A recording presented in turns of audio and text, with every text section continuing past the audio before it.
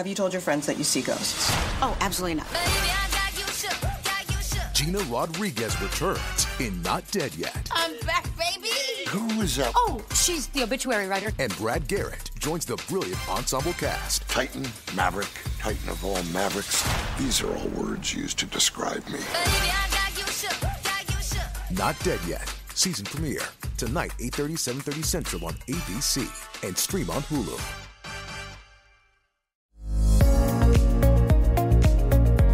It's the Happy Families podcast. It's the podcast for the time-poor parent who just wants answers now. Hi and welcome to the Happy Families podcast. I'm Dr. Justin Coulson. This year we have had so many people get so much out of our podcast and we're so grateful for that. Thank you for listening. This week we're playing down the top 5 podcasts of the year. The podcasts that had more impact on people than any others based on the number of downloads we've had, the number of people that have been checking in. Our 5th most downloaded episode of the year was a conversation with Dr. Mona Della Hook. She was talking about gentle parenting and her brand new book. Hope you enjoy this one.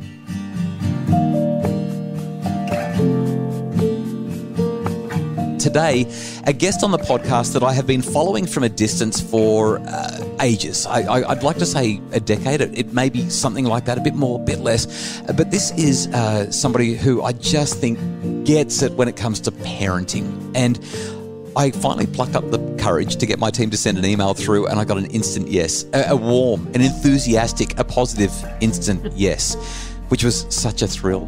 Dr. Mona Della Hook is an author, a psychologist, and has written a book called Brain Body Parenting. When it comes to compassion and kindness and helping parents to get this stuff right in ways that we can all feel good about, I don't know anyone who does this as well as Dr. Della Hook. So Mona, welcome to the Happy Families podcast, and thank you so much for joining me for this conversation today. Oh, Justin, I'm so excited to be here. Thank you for inviting me. I want to start off by talking about your book, because it really is beautiful, but it ignited something of a controversy around the idea of gentle parenting. Now, I know that your ideas on this are quite similar to mine, but can you tell me a bit about the controversy and what the deal is with this whole gentle parenting thing that, thanks to TikTok primarily, has just exploded around the world in the last 18 to 24 months? Yes. Well, it's so interesting to see people's reactions to books that talk about compassion first, right? And how we how relationships are the foundation, the bedrock of child development. So when certain people heard the word gentle parenting, and it's not just my book, there's been quite a few books in the last, 5 or so years on this kind of new way of parenting, as opposed to maybe what we would think about as traditional parenting, right? So we might think of traditional parenting as more authoritarian, and that would include maybe the parents as the ultimate experts, and it might include punishments or rewards, but it would kind of focus on behaviors, on surface behaviors, and parents kind of judging behaviors as good or bad, and then having a certain response to those behaviors. And so the word gentle parenting really doesn't describe a certain parenting style. I think it's more of a catch-all phrase for this new type of parenting. And as you know, coming out of the positive psychology movement in the 1990s, positive parenting has come on board. And that is, I think, a reaction that parents have to maybe the way they were raised or their grandparents were raised, right? Which wasn't very steeped in a knowledge of child development and emotional literacy and all that good stuff. One article that was written about gentle parenting said something like, so are these gentle parents never saying no? And are these gentle parents letting their kids throw rocks at cars as they drive by, And there is, I think, this misconception that gentle parenting is parenting that is coddling or doesn't have any sort of boundaries. And that's really not the case, but people, I think, who are concerned that parenting approaches don't have a level of boundaries and parents as the guide and as the authority mistake that word. So it's not coddling, in my opinion. And the research that I'm particularly interested in and wrote my book about is actually a subtopic of gentle parenting, which is responsive parenting. That's linked in the literature to a lot of great things, a lot of great pieces of development, especially resilience. When we look at this idea of gentle parenting, people seem to push against it because of the concept of permissiveness, right? If you're going to be gentle, that means you're going to say, "Oh, that's okay, sweetheart. It's just fine. Don't worry about it. You can do whatever you like, and I'll look after you. Don't worry about that." And I like this distinction that you draw between the concept of being a gentle parent, which I also chafe at. I don't find that helpful, and this idea of being a responsive parent. Can you describe a little bit more about responsive parenting and what that looks like, what that means? Yes. And I'm glad you brought the word up, permissive, because that's another myth, I think, that's around there, that if you're a gentle parent, that you're permissive, that you don't say no, right? So, yes. And absolutely, if you don't say no, that would be a problem, because children, obviously, toddlers can't raise themselves, and children do need guidance. The world of responsive care and responsive parenting has to do with customizing our interactions to what each child needs in real time. What does that mean? It means reading a child's cues, looking at what we call their nervous system, which is your brain and body are always creating behaviors. Behaviors don't come out of nowhere. They're very meaningful and they mean something. And what challenging behaviors are, what many parents are concerned about, behavioral challenges or oppositional, defiance, those kinds of things. What we know now is that those kinds of behaviors are generally stress responses in the nervous system. So responsive parenting thinks of behaviors as the tip of the iceberg, and we go below the waterline and we really understand, we take time to understand, what's the child experiencing right now? What's driving this behavior? And then we go for that, supporting that at that level, not just saying, "Oh, you're misbehaving, you have to go to your room," or you lose out on dessert tonight, something like that. When I talk about these kinds of ideas with parents, Mona, and I'm sure this happens for you as well, parents will say, "Well, that's all well and good that there's some sort of unmet need driving the behavior. You're telling me that I'm supposed to figure out what the need is, but I don't want to meet the need, because isn't that going to reinforce the bad behavior?" A lot of parents will actually see this as being another form of permissiveness or a form of reinforcement. What's your response when parents say that kind of thing? I don't actually believe that all misbehaviors are unmet needs. So I very much appreciate the work of Ross Greene. And he says that all misbehaviors are unmet needs, but here's a different lens for that. Agitated behaviors and extreme misbehaviors are evidence of nervous system distress and are not purposefully chosen by the child. So they are subconsciously driven, meaning those behaviors are instincts and they're automatic. Those are called body up or bottom up behaviors. And so we have to understand that there's a difference between top down behaviors, like if a child sneaks into your bedroom and takes your iPad and lies about it. Okay. That's a top down behavior. But a tantrum, or a child running out into the street, or a child spitting or kicking or hitting, or saying, "I hate you," or say, "I hate you. You're the worst. I want you to die." I mean, those are, guess what? They're not purposeful. They're instinctual. And the child doesn't know it. So this is kind of the paradigm shift I'm talking about in brain-body parenting, is that we have to understand what we're dealing with. If we're dealing with a purposeful misbehavior, then that takes us down one road. If we're dealing with an automatic stress response, that takes us down another road.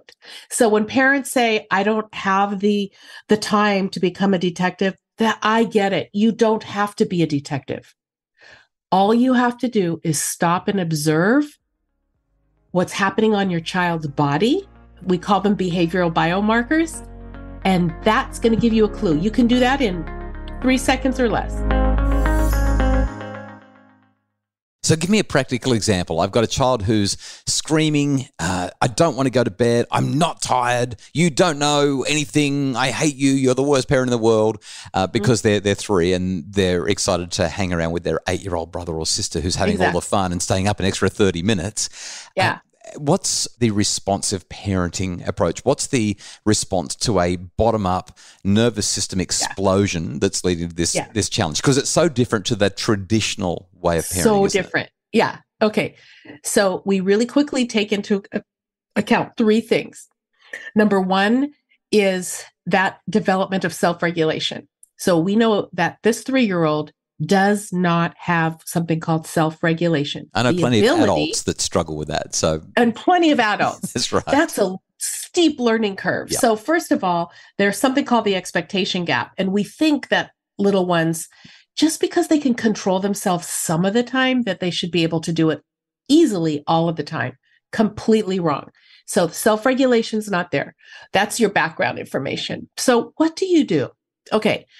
A toddler that's screaming in their jammies, they're not going to go upstairs. The more you ask them to start, or to their bedroom, the more they walk to their bedroom, all of a sudden they have a red face. They may be, their heart's beating really fast. They are moving fast. The faster the child's body or mouth is moving, the more stressed out the nervous system is. So a 3-year-old screaming and crying, tell yourself, first of all, you calm yourself down, because we can't calm down a revved up nervous system unless we are calm ourselves. I know that's hard, but we take a breath. If we're okay enough, we proceed. If we're not, we get help or we stop. Because when we are in that, what we call red zone, and the child's in the red zone, that's when bad stuff happens. That's when we say or do things that we regret later and things don't turn out well. So steady yourself. Tell yourself this is a self-regulation problem. This is not a misbehavior. And then we go to calm the nervous system. And for a child who is, again, if they're moving super, super fast, the general idea is that we reduce stimulation. We talk less. We turn the lights down. We get the background noise out of the way. We might have the other children, go into another room, and we focus on helping the child calm. Now, in brain-body parenting, I help parents develop a little toolkit for each child based on something called the child's sensory systems. So our sensory systems is how through our, what we hear, what we see, what we feel, the movement. Each child has a different toolbox that's needed to calm them down. So we use those techniques from our toolbox to help calm the child's nervous system till they get to a place where they can talk to us again. That's called the green zone. So we go from the red zone to the green zone. And once you know your child, and once you get the steps right, check with your child, what color are they? If they're red, you go one way. If they're green, then you can start to talk to them and to read a book and to reason with them and put them down for sleep when they're calm again. The calm body is what we're going for.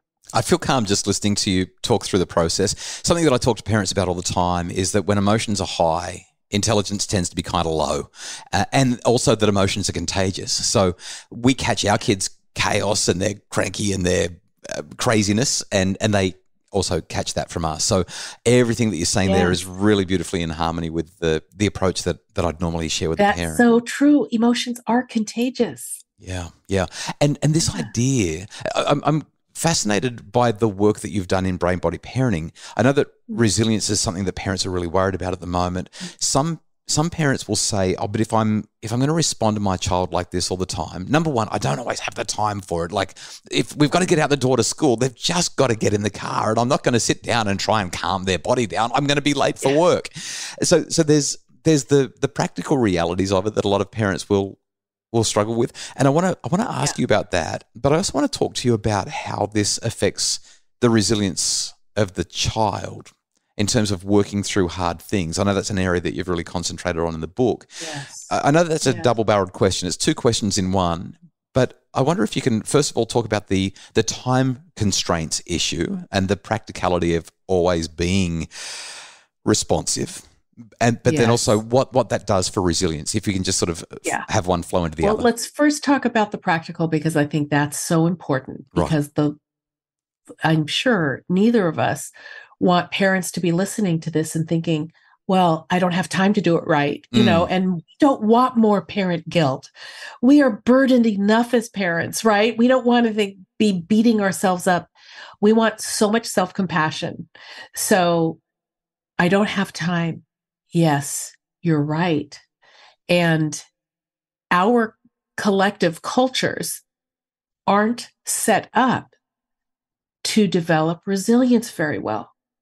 So I'll just say that one big, meta view of the whole question of parents saying, like, how do I do this? That's a really good question. And parents are parenting in isolation more now than ever before. The Industrial Revolution was only several hundred years ago. We were parenting in groups only several hundred years ago, 1,000 years ago in our phylogenetic history. It wasn't like this. Parents, you were not as alone as you are now. Our cultures are alone. Our Western cultures, we're doing too much. And that's why our children's resilience is suffering. We're expecting them to regulate their little bodies too much, too soon. So it's a societal question, number one. But number two, I think the parents that I've worked with, this doesn't necessarily take longer. Once you get into the hang of it, it actually helps children develop more cooperation. So while it sounds like labor intensive in the beginning, the main thing is our mind shift. Because when a child sees a soft look on your face, when they're refusing to put their shoes and socks on, and they see you go from saying, hurry up, we got to go out the door, you're going to be late to school, to, oh, sweetheart, getting these shoes and socks on, and then now we're rushing so fast, mommy or daddy, I'm being really, really rough right now. I'm really kind of yelling and I'm upset. You know what? Let's slow things down for a second. And then look at them with care and concern. It's amazing how that emotional contagion of calmness helps children calm. So doesn't necessarily take more time. But I think it also takes a mind shift. Yeah. And I would add practice. Like sometimes we try it and we're like, oh, I got it totally wrong, or none of that worked at all. It is one of those things that we really have to practice. Mona, I feel like a conversation with you is, this is going to sound totally really cheesy, but it's kind of how it feels, like a great big warm hug. I've loved talking with you. I wish we could keep on chatting. Unfortunately, time's going to get away from us just now. But if people want more information about the work that you do, we're going to link to your book, Brain Body Parenting, in our show notes. But if they want to follow you and get to know you a little bit more and obviously improve their parenting and their interactions with their kids, where would you send them? Oh, it's just such a joy to connect with you, Justin. My website is monadelahook.com, and I'm on Facebook, Mona Delahook PhD, Instagram, LinkedIn, and at this point, still Twitter, Dr. Mona Delahook.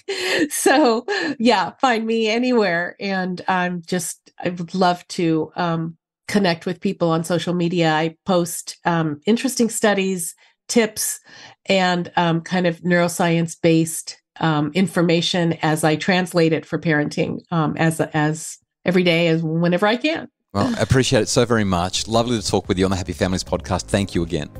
Likewise. Thanks so much. The Happy Families podcast is produced by Justin Rulon from Bridge Media. Craig Bruce is our executive producer. And for more information about making your family happier, check out Mona's website, her Facebook page, and also visit happyfamilies.com.au.